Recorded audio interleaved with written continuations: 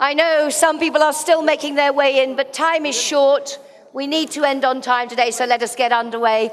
Good morning, and welcome back for this closing plenary session of the 2014 AGN conference. And as I said earlier, today, on the first day, we focused on peace. On yesterday, on political governance. And this morning, we are going to focus on solidarity.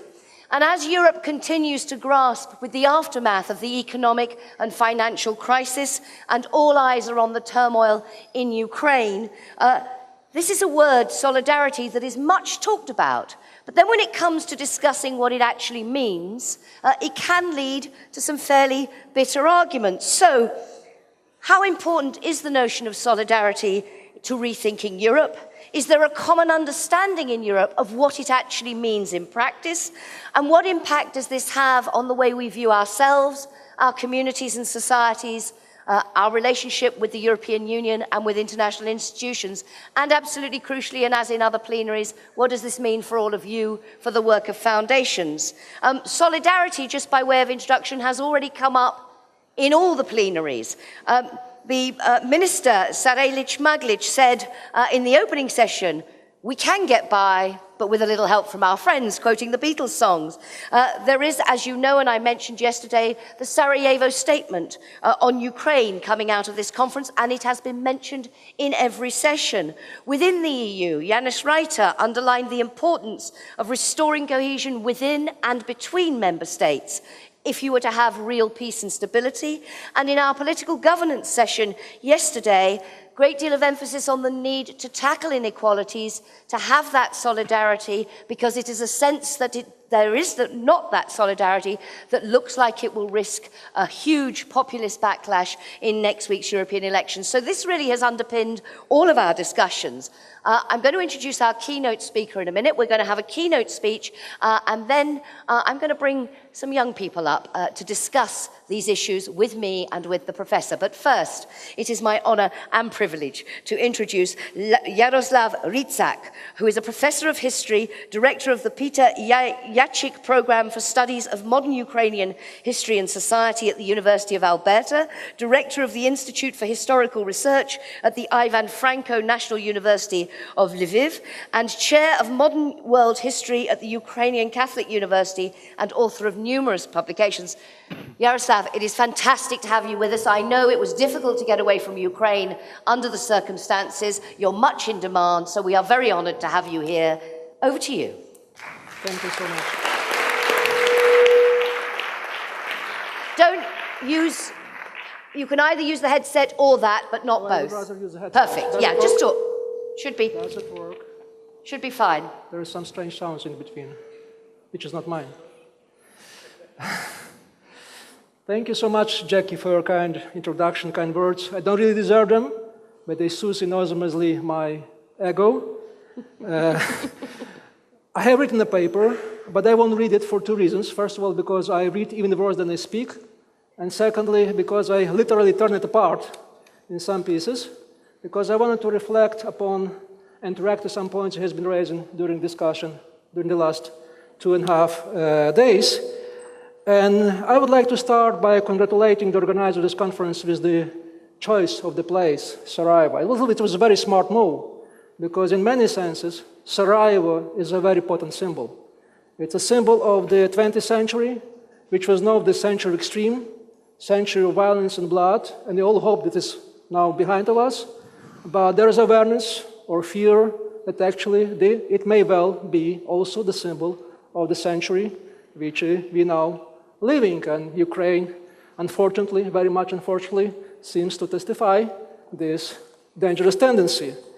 In many ways, Ukrainian situation, and I am a specialist in Ukrainian situation, I'm teaching history or writing history of 19th, 20th century Eastern Europe, so I could say confidently from my professional point of view, in many sense, Ukrainian history bear many resemblance to Sarajevo or to Balkans. So it was been Ukraine quite often be referred in 20th century as the Balkans of the Eastern Europe, and there was some Serbian creation scenario has always been looming over Ukraine. Suffice it to say that 20 years ago, CIA came with a prognosis And this prognosis has been done amidst the deep political economical crisis in Ukraine. And this prognosis sounds like that Ukraine is heading to a civil war between Western, Ukrainian-speaking West and Russian-speaking East, some kind of symbols of Croatia and Serbia, in comparison with which, and here I'm quoting verbatim, Yugoslav war would look like innocent picnic. This was 20 years ago. Fortunately enough, nothing has happened along these lines, but we still live with the awareness of this kind of threat, and most unfortunately now it seems to start realize. But as you may know, every comparison is lame. There's also some kind of which runs beyond the kind of this kind of comparative framework. So I would say that yes, in many senses, Ukraine is very much like a Sarajevo or Balkan, this kind of symbol of 20th century. But it's also very important to see the differences, because I believe this is exactly what Putin wants us to believe. Very much like a CIA prognosis, that the civil war along the Serbian, Croatian, or Yugoslav scenario is imminent in Ukraine. And to that effect, Putin focusing on identities. Russian speakers versus Ukrainian speakers, West versus East, Orthodox versus Catholics, something like this kind, all this kind of Huntington-like scenario. I would say if we will follow this rhetoric, we won't understand what was really going in Ukraine, specifically for the last 3 or 4 months, the events that they call European Maidan. Because this was not about identities. It was not about language or religion. It was about corruption. It was about a right of the people to live in dignity, to exercise their basic rights, liberal rights, all these kind of things. Say there is a surveys in Ukraine constantly going on, and they seem to confirm one pattern. When people are asked about their main concerns, the main problem, the answer will be always unemployment, corruption, and security. And identities always come at the bottom of the list. So if we focus on identities, we won't really get what was really happening in Ukraine. Because in many ways, what was going on in Ukraine may be called, at least the people in Ukraine called themselves so, was revolution of values, or revolution of dignity. And this is more than just a nice metaphor. Some of you may know there is one very interesting study, survey, that's made on the global scale, which is called World Value Studies. It has been initiated some 50 years ago. Then at the beginning of the 80s, then it covered only a few countries. Now it covers practically all the countries of the world. And since the fall of the Berlin Wall, it's also covered the communist, post-communist space, including Ukraine and Russia. So what is interesting to observe, if you look on this survey, and it's available on the internet, you could just Google World Value Survey, you will see it immediately. So if you look on the way how values evolve, say in Russia and Ukraine, you will be surprised to what extent Ukraine and Russia are drifting apart for the last 20 years. For sure, Russia is getting bigger, richer and richer. But at the same time, it's much more surprise. The values of the Russian populations evolve into the values of so-called closed society, so-called revival, thing like that. The something has a very strong feeling of xenophobia, intolerance, and things like that. Why in Ukraine, for 20 years, especially for the last 10 years since the Maidan of 2004, we have a shift. And this is kind of the evident shift to the values of the self-expression, which people, even so, Ukraine is much more, say, is poorer than Russia.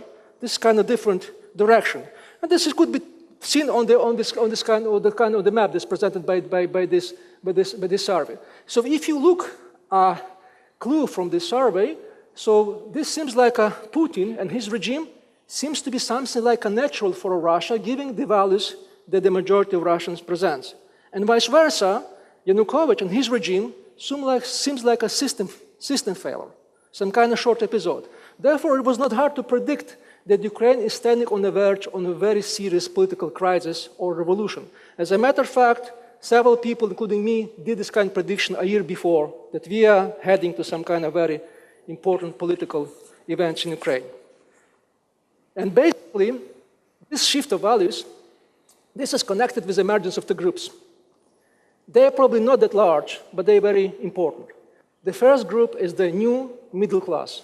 Why I'm emphasizing the new? Because we didn't have a middle class before, but this is some kind of new quality. This is middle class, which is not necessarily intelligentsia, as used to be in the 19th, 20th century. Secondly, because in comparison to these oligarchs who made the money and the fortune in the 90s, they are not connected to the state. And more often than not, they do their business within the post-industrial service industry. This is very different type, like design, IT technology, something like that, and they're numerous, especially in the large cities. And the second is probably much more important. It's the emergence of new generation. We call this generation period of independence. They has been born, say, after the collapse of the Soviet Union, which means they do not remember anything about all good Soviet times, and therefore they behave very differently. And this is probably the main group that has the most evident values of the self-expression. Again, I'm referring to these values, but the survey shows that what we now in Ukraine, we have something like a generation gap. In the sense that many young Ukrainians, on the age of, say, from the 18 to 29, in terms of their values, they're more closer to a peer group in Germany, in Poland, or some other European country than to Ukrainians of my generation. So my point is here, and I want to reiterate it several times, if I may. So regardless of many similarities that they have between Maidan of 2004, Orange Revolution, and nowadays Euromaidan, those are two very distinct phenomena.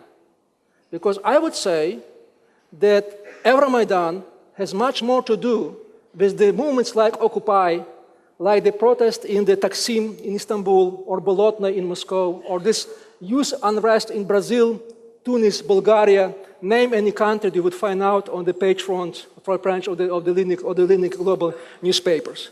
So the only crucial difference between Euromaidan and these movements, that this movement proved to be victorious. I don't want to go into discussion why the Maidan managed to win despite many odds. Because historians know it's a confluence of many factors. It takes probably another book or several books to describe these factors. But I want to emphasize one factor, and this factor is unprecedented level of solidarity. This of each of us has experienced being on Maidan. Irina Zaluska yesterday told several personal stories on their session about Ukraine, to what extent we have this kind of new unprecedented solidarity in Kyiv. I will probably give you one example, and this example about the Jewish community in Ukraine. You may know or not, but relations between Ukraine and Ukrainians and Jews are not, put it mildly, very friendly in historical terms. Ukrainian nationalism has been known for being anti-Semitic, and therefore Jews try to keep some kind of alienation from Ukraine, even so they live in Ukraine. Maidan shows something very different. Maidan showed that many solidarity among the Jewish community in Ukraine. There was one commander, military commander Maidan, who was Jew, who was practicing Orthodox Jew. There was many doctors, especially youngsters on the street. And also in the website, this kind of discussions, you will find a lot of information, including the international newspapers like Frankfurt Allgemeine Zeitung, which have several publications along these lines, that basically Jews were saying, we are supporting Ukrainians because they display different kind of values nowadays. So what I'm driving at, that here is some kind of paradox, and I'm going to our main topic of our discussion about Europe. Ukrainians, or those who are standing on Maidan, fought for what they believe are European values. This was the dominating discourse. But the paradox is, but European Union itself seems not to be ready to defend values which it claims to be its own. I won't go to details. Probably just one example will do. Everybody knew that Yanukovych was corrupt, extremely corrupt. Everybody knew there's a large asset, and most of this asset, or many of this asset, has hidden in the European Bank.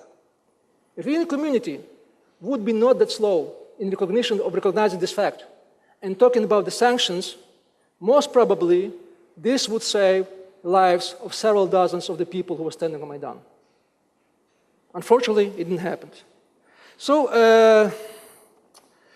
there has been another survey, so-called Pew survey, made 20 years of the fall of the Berlin Wall, and it sounds a very interesting tendency or pattern when it comes to European ambition of Ukraine.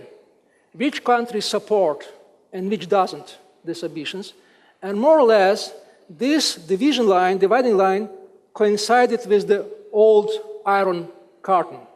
So the old Europe has a very kind of skepticism European ambitions, while the new Europe, most post-communist country, they are very supportive. Interestingly enough, this dividing line runs along Germany, and this is division between the Western Germany, Eastern Germany. Eastern Germany is much supportive, Western Germany is less supportive. And the highest level of solidarity is in Poland. And I don't believe this is some kind of coincidence, because I believe Polish and Ukrainian case have many similarities. And I may reduce it to one sentence that would be like this, that Ukraine is for the former Soviet Union, plays the same role as Poland did for the former communist bloc. It's the weakest link. So therefore, it provoked that much ire from side of the Putin. So Ukraine and Poles don't understand each other very well, especially now, because they have this experience of the solidarity. And I would like to refer here to specific Polish cases, Solidarność, because you know the mass large movement which Polish has actually has a name of solidarity. I don't know whether you know that much about the history of this movement, but I want to draw your attention only to one fact which I believe is crucial. And this, how the solidarity has emerged. I mean, solidarity as institution, Solidarność. Basically, there was two large oppositional groups, institutions in Poland. First one was the Catholic Church. Catholicism was going very strong in Ukraine, in Poland, and communists couldn't do anything about that. And especially after Poland has been reduced since the Second World War to the ethnic core, there was some kind of like equation, being a Pole meant to be a Catholic. And for sure, for obvious reasons, Catholic Church was rather, say, oppositional to the communist regime, or vice versa, communist regime was oppositional to church. But there was another group, which was smaller, but which was much more important in terms of articulating the main agenda of Solidarność. This was a group made by the former communists or members of the high positions of communist officials in Poland. They were not necessarily communists in the Stalinist sense, they were rather revisionists. And they were very opposed to their time practices in the communist Poland. And for sure they were agnostic or atheists, because most of them they were leftist. And worst of all, they were Jewish, of Jewish origin, like Adam Michnik or Jacek Kuroń, which break this kind of system, the equation, a Pole is a Catholic. So basically, there was like two cores of opposition, and they don't really talk with each other, they keep separate. But at some moment, at the middle of the 70s, they started to realize that if they want to start dialogue, they are doomed within this country. And the most symbolic event was the dialogue between Adam Michnik, a person that I believe everyone knows, and Josef Tischner, priest, leading theologian, and a close friend of Jan Paul II. This is exactly this dialogue that brought some kind of core of the future Solidarność between the Catholics and the leftist intellectuals. So I would make two conclusions out of this event. First of all, solidarity is not something that is given. Solidarity has to be invented, articulated, negotiated. The only natural unit of solidarity that exists naturally is a family. You may not like your husband, your uncle, your nephew, but in the case of a need, you have to help her or him or provide any kind of assistance. This is a rule of survival. So the largest unit you could build on this kind of the natural solidarity is mafia, which is nothing less than kind of extended family. And we know it for sure because we live it in the regimes which very much resemble like a mafia. For sure, we probably might not, but Yanukovych itself refers to his regime as a family. And they run this country as a family. his sons, and his closest cronies. So the second conclusion, since solidarity is invented, it must be a result of rethinking. You have to rethink first to create this solidarity. And this is something that is called in academic life paradigm shift or shift paradigm. And more often than not, the shift comes in the times of the crisis. So when I'm driving it, now it's the time. Since we're in the crisis, we have to rethink what we're really doing, what we stand for, what are our values. Say, a lot of thinking has been split about the lack of the European identity. That European identity, popularity in most of the countries of the European Union are measured by one digit, practically. I believe this is discussion or lamentations which are largely misplaced, because most of the social psychologists will tell you that in order for identity to work, it has to be anchored in something which is very tangible and very emotional. Identity does not tolerate too much of the abstractness. So by this token, by definition, European identity could not work and would not work most probably, and national identity will persist and will go very strongly despite any globalization. So if you talk about shift of paradigms, we probably not have to focus too much on European identity. We rather have to build a solidarity between different groups, countries we live, how to learn to live together within preserving different identities. So what I'm driving at, this is probably the core of my presentation, we have to think about values. This is the most important shift. I know that sounds like how should I put it, rather pessimistic, because we don't see this kind of the solidarity that much in nowadays European Union. But there is one hope, and this will be my final conclusive part. I would refer here to a discussion that has been held intensely in the last year, and this is discussion about millennials, the younger education that had been born since the 80s.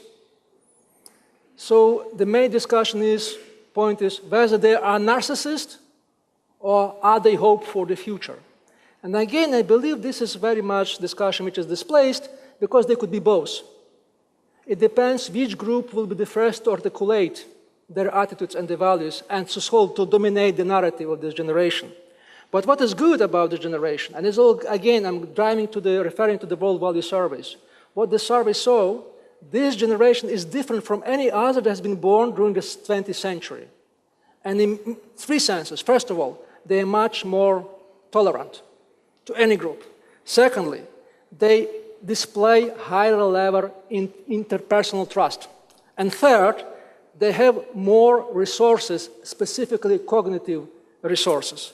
So, as one political scientist put it, these strengths bring hope for the future, led by this generation. Yaroslav, can I ask you to wrap up now so we can bring them on? So what I'm trying to end up, if you're looking for a hope, then most probably this hope is closer than we think. This is presented with this young person here and the organization they present. So we ended our preliminary quoting Beatles, with the help of my friend. Let me conclude in the same spirit by referring to another icon of the 60s, Bob Dylan. Better start swimming or you'll sink like a stone, because they are changing. Thank you so much. Thank you so much, Yaroslav. Thank you. Please. Thank you. Thank you so very much for such an eloquent articulation of why this is really the most important issue, and this rethinking, coming right back to where we started. You talked about the young generation, you talked about the hope, you talked about their qualities. I'm going to introduce in a moment 3 members of the young generation who we asked to do something a little bit special during this conference. We asked them to, if I can put it like this without it sounding sinister, go undercover. to travel round at the different sessions, to listen to the discussions and gather some impressions about the work going on, the role of foundations, what you're all doing, and about the issue of rethinking Europe. And we did this under the guise, you just quoted Bob Dylan, we did this under the guise, we called them members of the Forever Young Foundation. I think I'd quite like to join that foundation if I could. It was a made-up title, but it drew from the lyrics of a Bob Dylan song as well. And those lyrics, and Jerry Saloni I have to thank for this, I'm not a Bob Dylan particular aficionado, but he clearly is. That song says, maybe you have to have a strong foundation when the winds of change shift. So, we're going to hear from that young generation. A bit later I'm going to get their impressions, but most importantly, what they think solidarity means and does it need rethinking. Let me introduce them, and as I do, please come and join us on stage. Leila Kusturica, who is an activist on social justice at the Mosaic Foundation. Leila, welcome. Josep González Cano, who is a young entrepreneur and political activist in Spain. Josep, lovely to have you with us. And Nora El Jafoufi, who is a social worker at a secondary school in Belgium. Very warm welcome to you too. So what I'd like to start by doing is really asking our three representatives of that generation, going back to the title of the conference, and Rethinking Europe. And Jaroslav there talking about the need to rethink, and particularly in the context of these values and with solidarity at the centre. Leila, if I could start with you, do you believe Europe needs rethinking? And if it does, how, in terms of solidarity, does that need to be rethought? Just an opening thought from you on that, if you would. Well, Jackie, thank you for that question. Actually, I really enjoyed the speech Professor just gave us. And before I actually straightforwardly ask for that question, I would like to reflect a little bit on the key terms that kept being repeated over the sessions that at least I attended. And of course, during the pauses and breaks, I talked to people.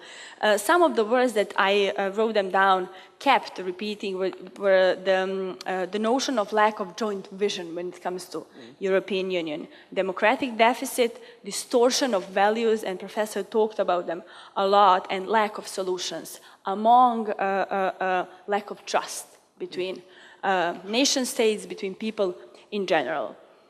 In my personal view, the last financial crisis of 2008 actually disclosed all the ills of European Union. It showed, in my personal opinion, what Europe is and who it actually stands for. So I would reverse it a little bit and say that at the moment, what we are having in European Union is a pseudo-solidarity.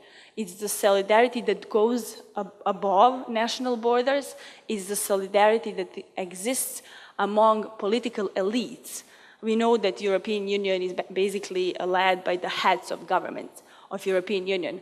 And with the instructions coming from Brussels, harsh austerity measures, we saw how across Europe everybody accepted it. Even though with the many protests, people actually did not go in line with those policies, they actually put people into poverty.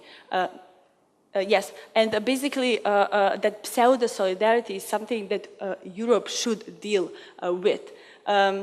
We know how Europe was started as a peace project, and it actually had ideals that it wanted to live up to. I'm not sure if Europe succeeded in that. We'll come back on that in the discussion. I want to bring Josep and Norin. Thank you so much for that. Josep, solidarity is what the EU should be all about. This goes to the heart of the debate about what Europe's for. You come from Spain, a country no one needs reminding. The levels of youth unemployment in Spain at the moment, 58, 59%. The levels of youth unemployment here in Bosnia.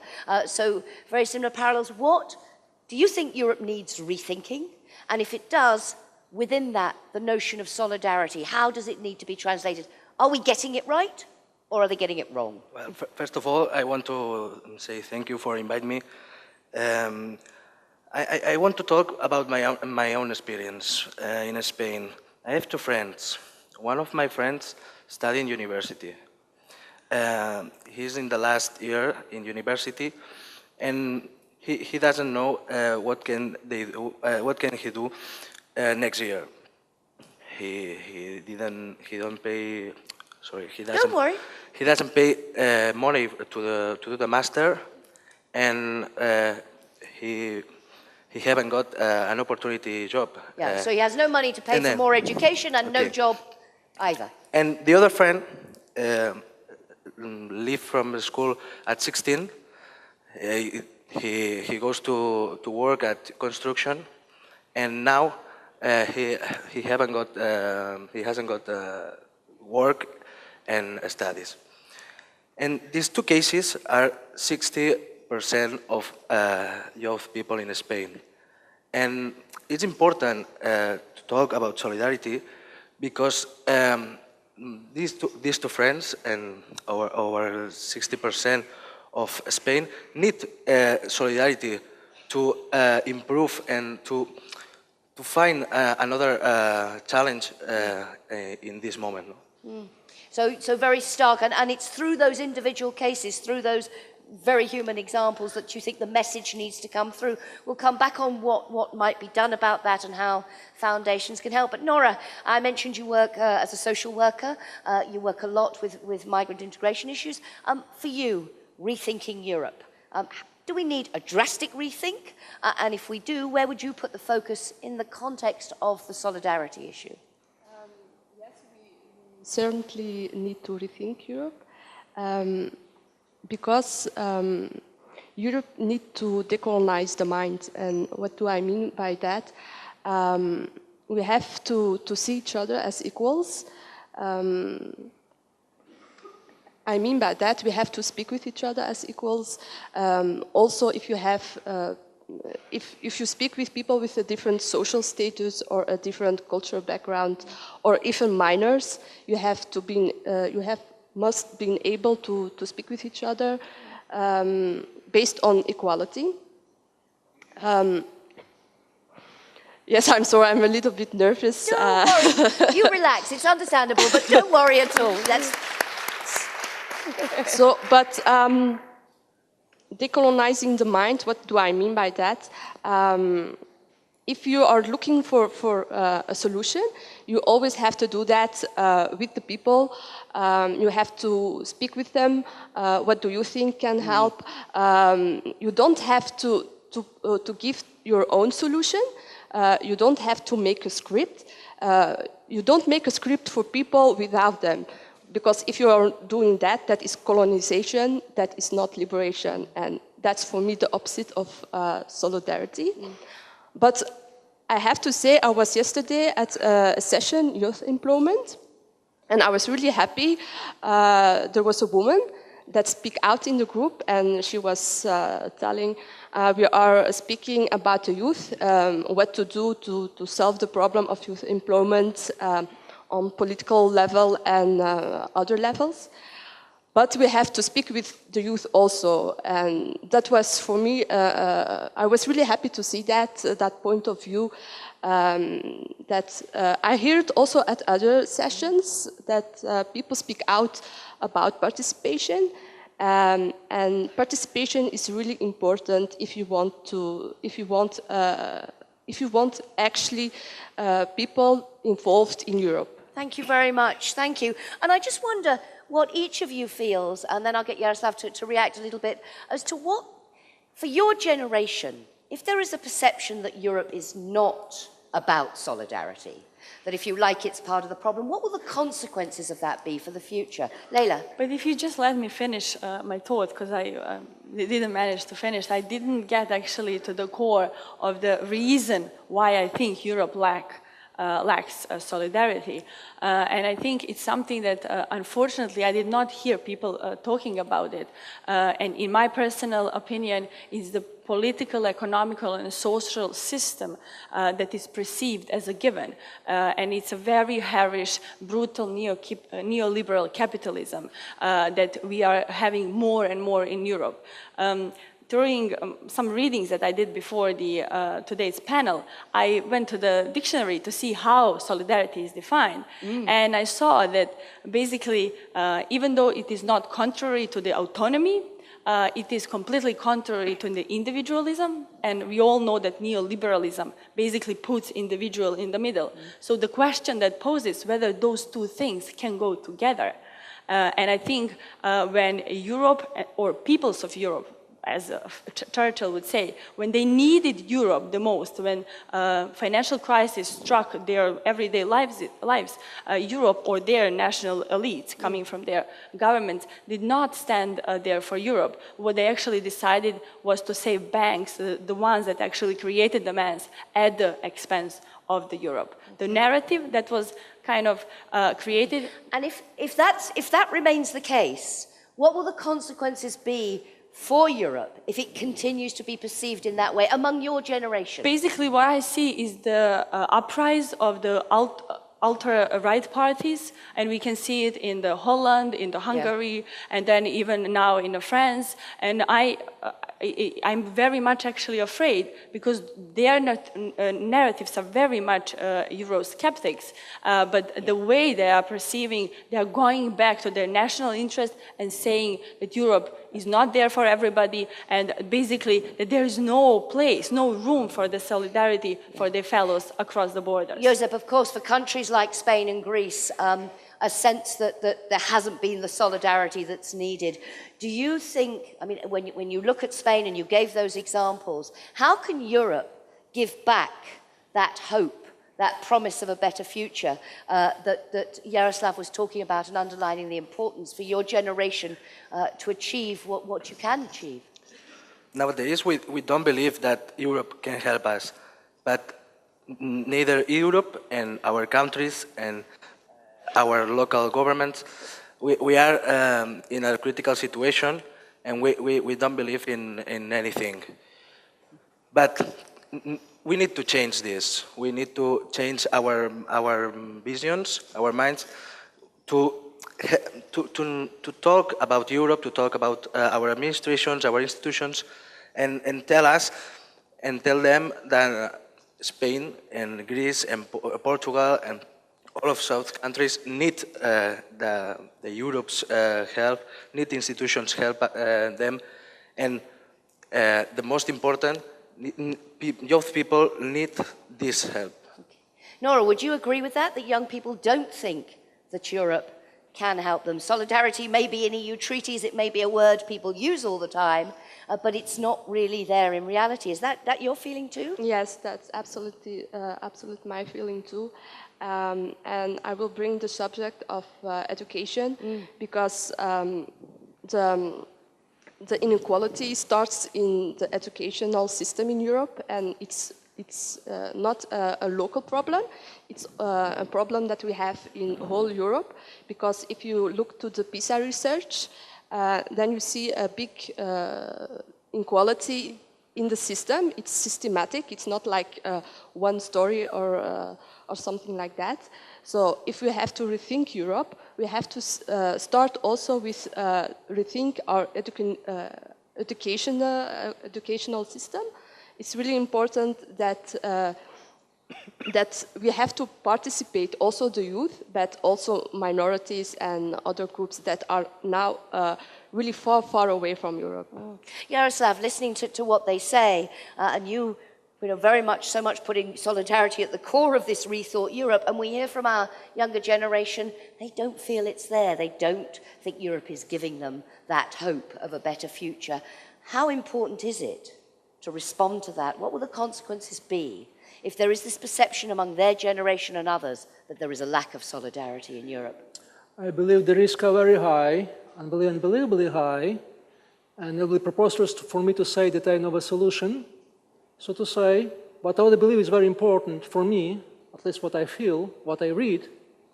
Especially I would suggest this probably would be a must for reading Tony Judd, my favorite author, Il Fares the Land, which is specifically discuss these issues with relation to a younger generation. That what we have now, we have emergence of a new group which we never had before, so-called precariat. It's some mix between the proletariat and middle class, and this is about them. Those are the young people that are very much educated.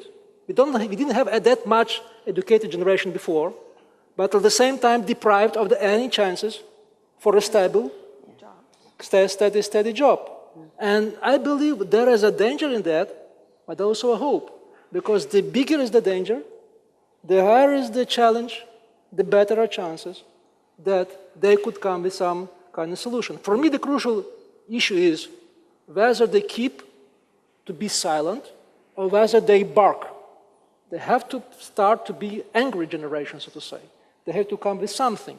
What we can do as a kind of the being generation, we help to them, so say, to invest in the thinking, rethinking, especially what lady says about this kind of the liberal capitalism.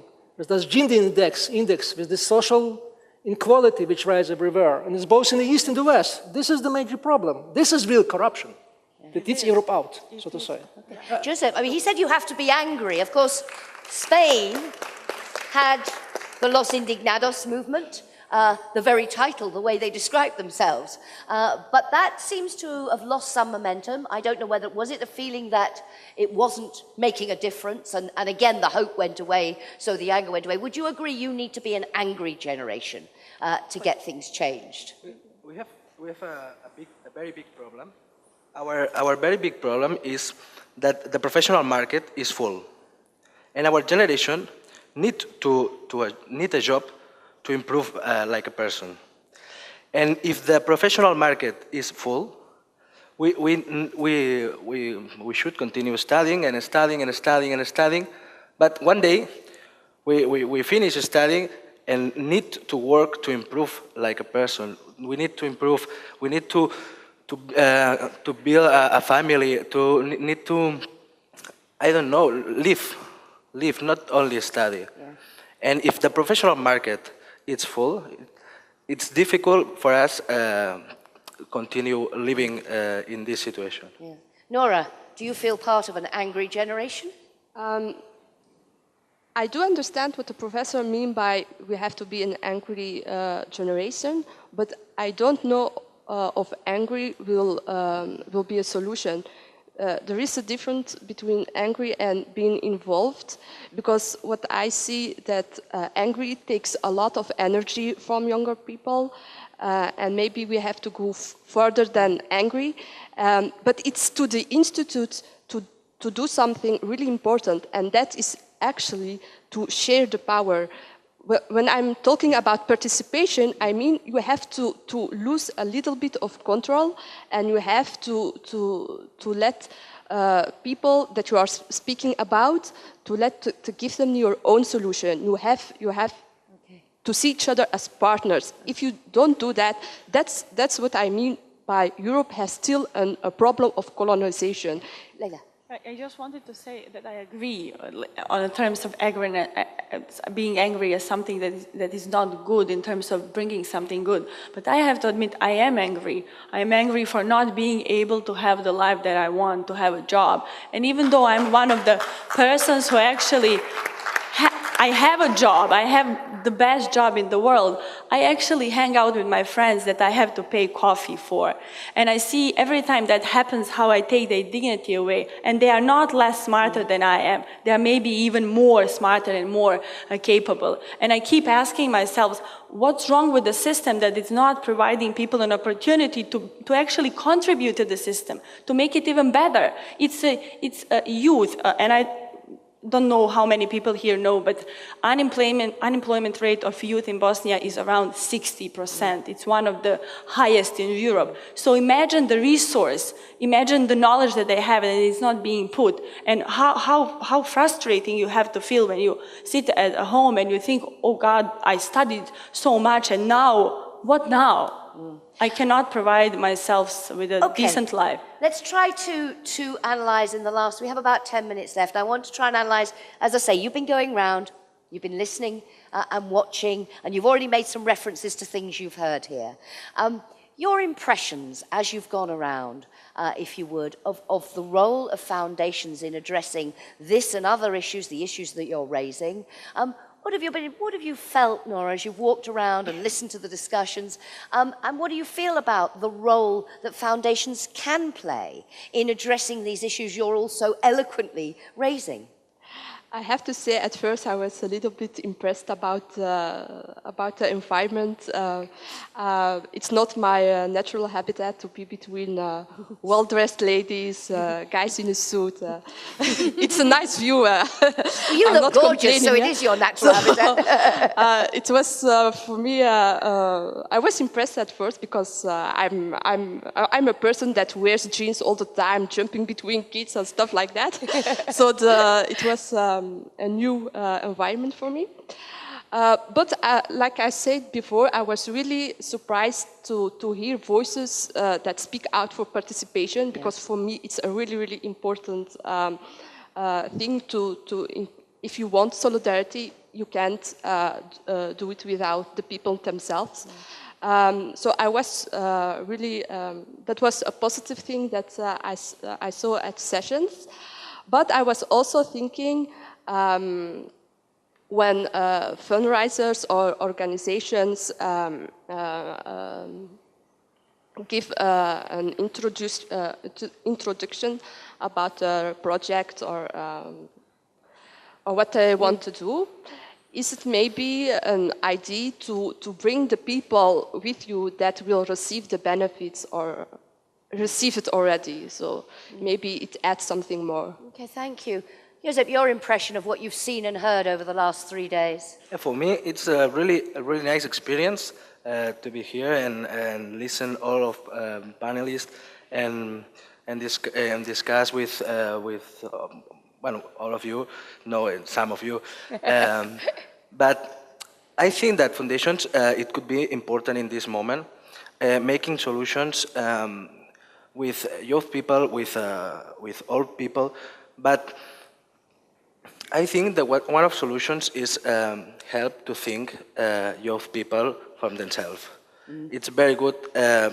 It's a very good solution, because if our generation needs introduced in the professional market or in the professional life, nowadays it's impossible, and we need to think themselves for introduce us in this professional market. And I think that foundations could be an important paper here to help with in this that process. with this solution. Yeah. Leila, for you, Yes, I what actually thought? have a couple of suggestions. First of all, I think that we have to be realistic. Very often I hear us referring to us as the ones saving the world. I have to be honest and say that I'm not sure if we are saving the world or we are just making it less awful. But there are a number of things that we can do actually to rethink Europe, to make it stand to its ideal of equality, social justice, solidarity, and so on. So the first thing I think we need to do, we need to help alternative voices to be heard, especially when it comes to young people and especially when it comes to young futures of politicians that are kind of embodied these values of peace, solidarity, good governance, and so on. The second thing that I would suggest is that to work with politicians, the ones that are supporting and promoting these values. The other thing that I said, and it's the most important, we should be attacking the disease and not the symptoms. That's where I very often feel the most frustrated about. That basically we want to change the game, but then we have to play by the game, which is hard and very challenging. But disease, not the symptoms. It's not the poverty. It's not the floods that we are actually having here in Bosnia. It's the reasons why we have a flood, why we are overproducing, why we are not responsible when it comes to using our resources, and don't so put on. a sticking plaster on it. Heal the wound that is there. Exactly, prevention. I'm going to ask you in a minute, I'm going to put you on the spot and ask you to give one very concrete piece of advice, one recommendation for a project or something. But Jaroslav, before I do that, more broadly for you, the role of foundations in this whole issue of developing shared understandings of solidarity and of living up to the ideal that they don't feel Europe is doing. So I may respond to what Leila was saying. If I suggest, I mean, I wish you the best, and I do sympathize what you're saying, but you want to fight with the symptoms, with the disease, but not symptoms. Stop, think realistically. Forget about realism, because realism doesn't matter anymore. We're entering a new world, and I believe the Ukrainian station is giving a wake-up call. because everything is crumbling to apart. We are leaping into the darkness. Something is essentially wrong with the way we live today. It's a very famous quotation. So what I'm saying here, this will go into is, we think realistically, we tend to refurbish. But rethinking means to move beyond. Yes. That's what thinking is realistic. So what I'm saying here might suggest something. You have to invest something, let's invest even real rethinking. Because this is something that could serve as a most powerful lever. Okay, I'm going to give you a brief one. I just wanted to add, yes, we have to, as you said, we have to nurture that solidarity. And in my opinion, I completely agree with Nora. We have to invest in education. We have to teach people what solidarity brings actually to their lives. Okay, I want to break the rules of the AGN conference, where I noted in the brochure it says, please note that grant seeking is expressly forbidden at all EFC events. And I want you to seek. I want you to imagine, and I asked this question to the political governance panel yesterday, but I would like you to imagine that you are a foundation and you have €1 million and you want to put it into something that will help to deliver that solidarity. What, for each of you, would you spend that million on? It can be, as I say, because I'm suspending the rules of the House, with no permission from the conference chair or indeed from the EFC chair. I've just decided to do this. It can be something you're working on, or it can be something that you think there should be more of a focus on. So for each of you, and Professor, if you'd like to join in the game too, no? Who would like to go first with their, okay, Leila first, then Josep, and I'll give Nora the last word. I thought she might. I have the, well, I have to say that I'm a bit sad that I have such a straightforward answer, having in mind what is happening in Bosnia, and I don't know how much you had the opportunity to cover it because we are here, but Bosnia is going also with Serbia through the worst ever environmental catastrophe in the last 120 years. All cities are gone. So many people are actually struck in their homes, mothers with children, elderly, and we do not have enough of boats.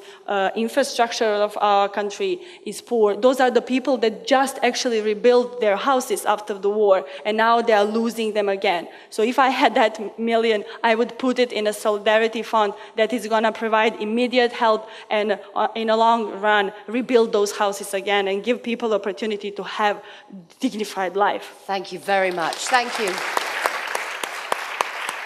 And if Josep, for you, what would you spend it on? Well, first of all, I want to give some money for my two friends, and then I continue.